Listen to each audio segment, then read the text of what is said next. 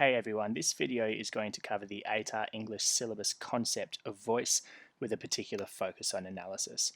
Now, voice is one of those syllabus concepts which not only pops up in the essay section, but quite often it appears in the comprehension section of your exam. So even if it's not your go-to concept for analysing the text that you study in class and that you write your essays on, it is well worth knowing how to analyse voice in case it does pop up in section 1.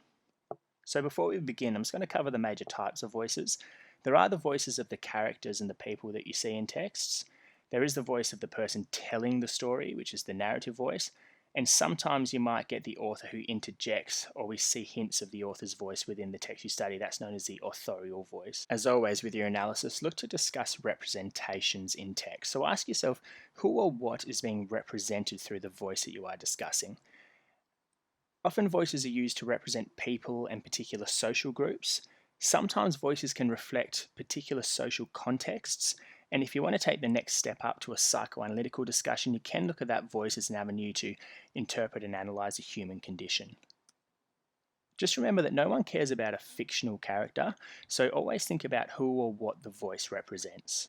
As a popular example, let's take a look at Bradley Cooper in American Sniper, who plays the actual person, Chris Kyle.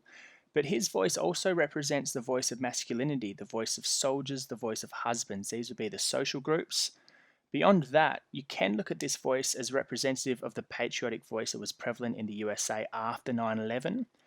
And then you can also look at this as a voice of survivors of war who suffer with PTSD and survivor syndrome. Now let's have a look on how to analyse voice. And I'm going to start by giving you an example of what not to do in your analysis.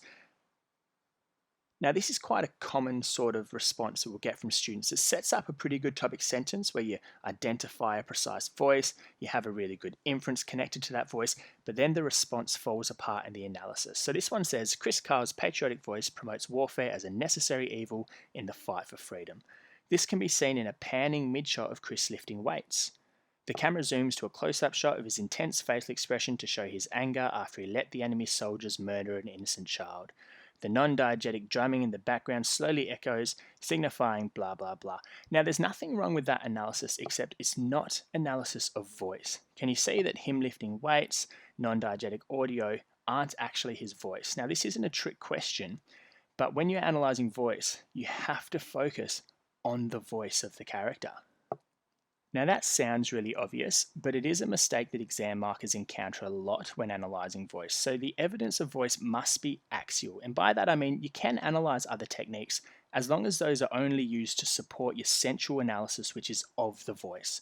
So look to analyse things like dialogue, narration, voiceovers, interviews, and once you've got that evidence, analyse what I call the 3 T's of voice. Start with tone and use adjectives to describe the tone of voice. This one's essential. From there, think about the type of language that is used, and then look at the techniques that are used to construct the voice. Now, as an example, let's begin to analyse one of the most famous voices in literature, and that's the voice of Holden Caulfield in J.D. Salinger's novel The Catcher in the Rye. I have recruited a student who is slightly better at voice acting to help me with this. For the sake of privacy, I'm just going to refer to him as Joel K.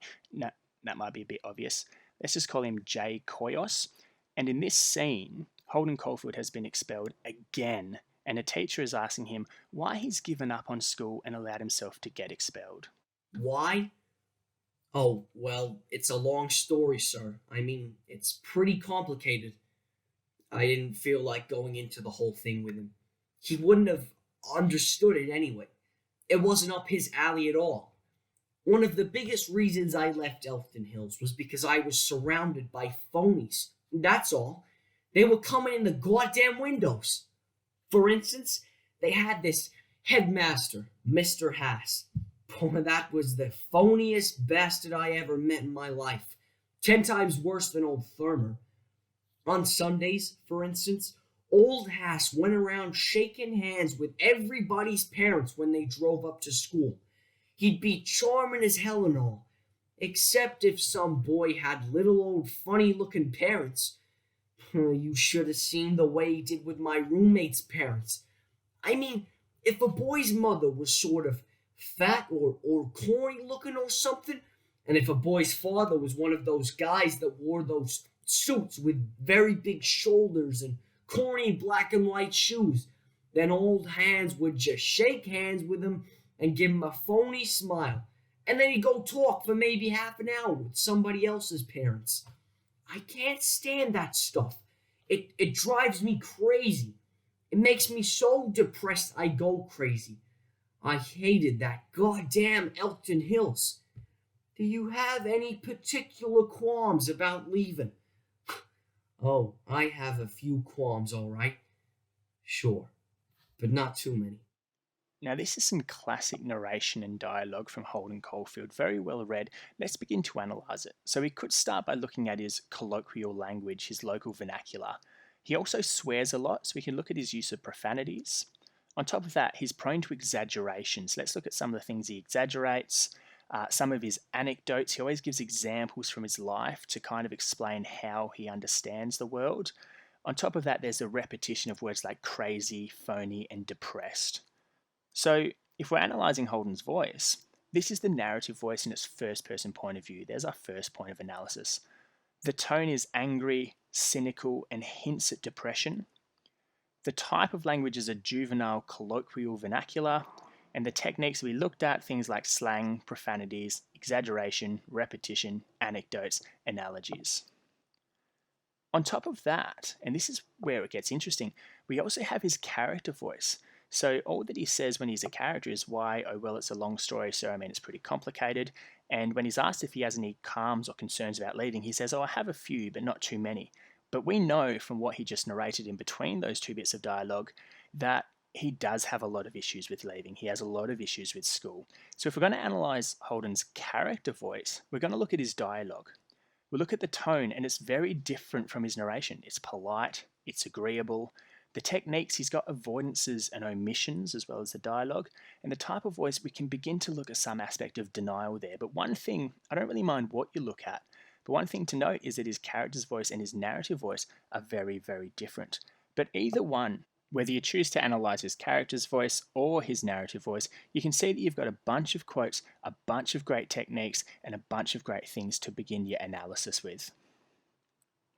From there, look at who's being represented. So Holden Caulfield represents young people.